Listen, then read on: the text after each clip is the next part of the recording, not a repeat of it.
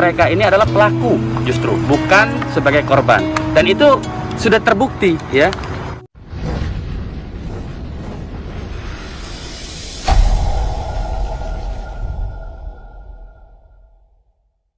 Yang gawat adalah berupa mereka ini yang terjadi terhadap mereka ini adalah kekerasan struktural. Apa itu kekerasan struktural? Artinya ini kan terus berlanjut, yaitu rekayasa kasus terhadap mereka, ya, seolah-olah bahwa mereka ini dengan instrumen kekuasaan, dengan instrumen dan sumber daya yang ada pada kekuasaan, itu membuat mereka menjadi tertuduh dan pelaku, ya. Jadi bukan korban. Nah, inilah kekerasan struktural, di mana kasusnya direkayasa sedemikian rupa, seolah-olah, sekali lagi saya mau katakan, mereka ini adalah pelaku justru, bukan sebagai korban.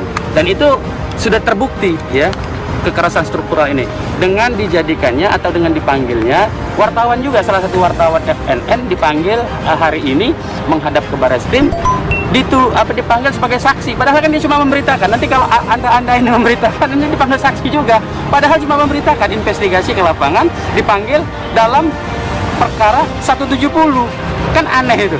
Nah, keanehan yang makin gawat lagi, ya, ini jadi kekerasan struktural ini harus dihentikan. Kenapa?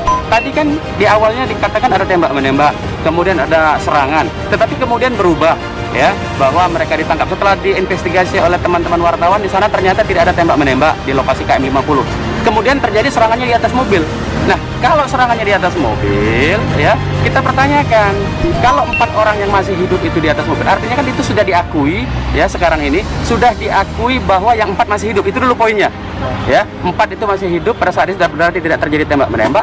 Kemudian dibawa pakai mobil, dan di dalam mobil dikatakan difitnah bahwa melakukan mencoba merampas senjata petugas. Loh, tadinya katanya ada senjata dari yang tewas ditembak, ya. Nah, jadi ini ceritanya berubah. Pertanyaan yang patut juga diajukan, berapa orang itu di mobil? Masa 4-4-nya cuma dikawal sama 2 orang saja petugas?